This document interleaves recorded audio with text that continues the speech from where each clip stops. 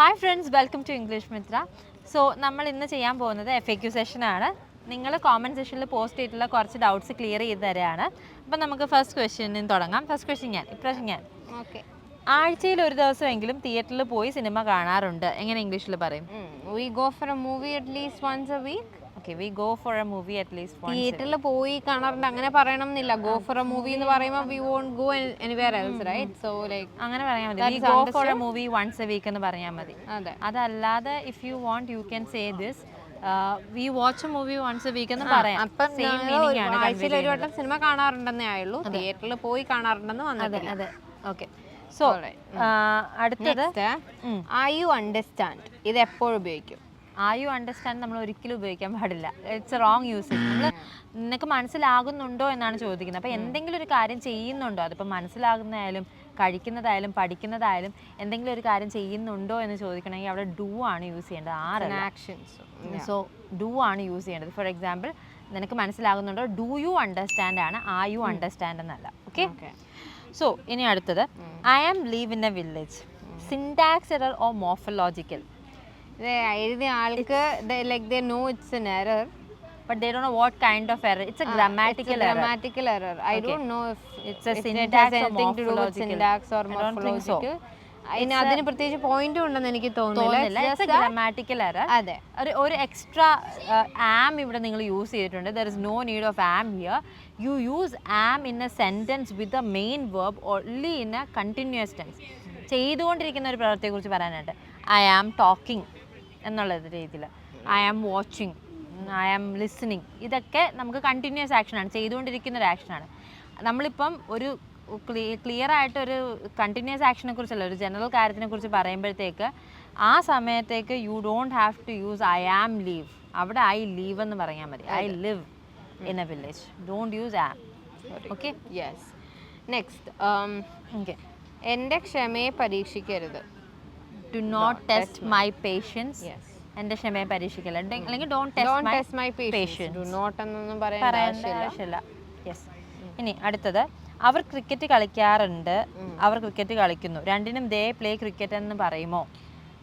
ഇല്ല, കാരണം അവർ ക്രിക്കറ്റ് കളിക്കാറുണ്ട് is again a general sense. അപ്പോൾ നമുക്ക് അത് ജനറൽ ആയിട്ട് പറയാം. യൂഷ്വൽ, അതായത് ക്രിക്കറ്റ് കളിക്കാറുണ്ടെന്ന് പറയുമ്പോൾ അതിൽ നിന്ന് തന്നെ കൺവേഡ് എന്താണ്? അവർ മിക്ക ദിവസം ക്രിക്കറ്റ് കളിക്കാറുണ്ടായിരിക്കും, അല്ലെങ്കിൽ അവർ സ്ഥിരമായിട്ട് ക്രിക്കറ്റ് കളിക്കാറുണ്ടായിരിക്കും, അല്ലെങ്കിൽ അവർ ക്രിക്കറ്റ് കളിക്കുന്ന ആൾക്കാരാണ്.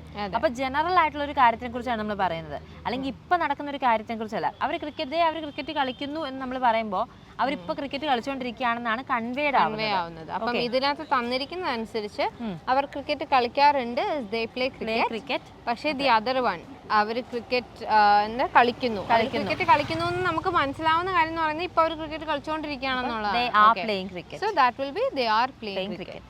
ഇനി അടുത്തത്, അവതരണം ഒരു രക്ഷയുമില്ല, പൊളിച്ചു. ഇതെങ്ങനെ ഇംഗ്ലീഷ്? അക്സമോളുടെ വീഡിയോയുടെ താഴെ വന്നൊരു കോമന്റ് ആണ്. So you can say your presentation is really good, it's superb, it's out of this world, it's fabulous, it's wonderful എന്നൊക്കെ പറയാം.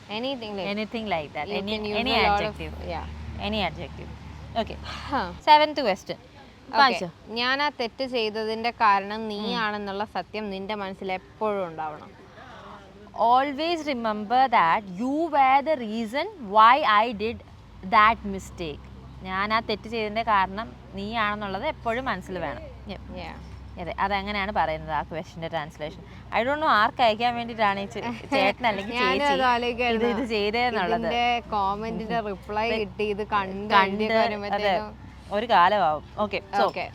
അടുത്തത്, switch the light on, switch on the light, what is the difference?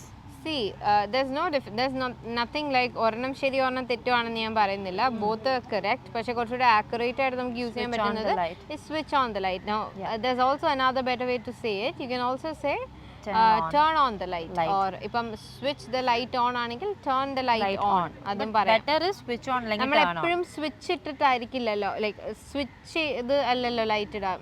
at some point like maybe voice വെച്ചിട്ട് നമ്മൾ turn on ചെയ്യുന്ന technologies ഉണ്ടല്ലേ, അപ്പൊ then you wouldn't be like switch on the light, you would be like turn on the light. There is always a right version of a sentence and a better version of the sentence, and then again a best version of the sentence.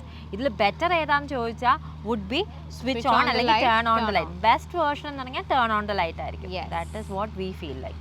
Okay, ഇനി അടുത്ത് ഞാനാണോ? അല്ല, നിന്നോട് ആരാ പറഞ്ഞത് അത് ചെയ്യാൻ? Who told you to do this? ഇത് കറക്റ്റ് ആണ്. Actually it is correct. പിന്നെ ഭയങ്കരമായിട്ട് നമ്മൾ കറക്റ്റ് ആണെങ്കിൽ അത് ചെയ്യാനായതുകൊണ്ട് who told you to do that എന്നാണ് വരും, അങ്ങനെ പറയാം. But this is right. Okay, this is a correct sentence. അങ്ങനെ അങ്ങോട്ട് അങ്ങനെ ആരും ചിക്കിച്ചഴിഞ്ഞൊന്നും നോക്കത്തൊന്നുമില്ല.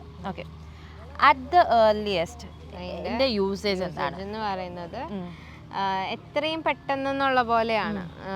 Can we have the project done at the earliest എന്ന് പറയുമ്പോൾ I need the report at the earliest. എത്രയും പെട്ടെന്ന് വേണം. ആസ് സൂൺ ആസ് പോസിബിളിന്റെ കുറച്ചുകൂടി ഒരു പോളിഷ്ഡ് ആയിട്ടുള്ള കുറച്ചുകൂടി ബെറ്റർ വേർഷൻ, അത്രേ ഉള്ളൂ.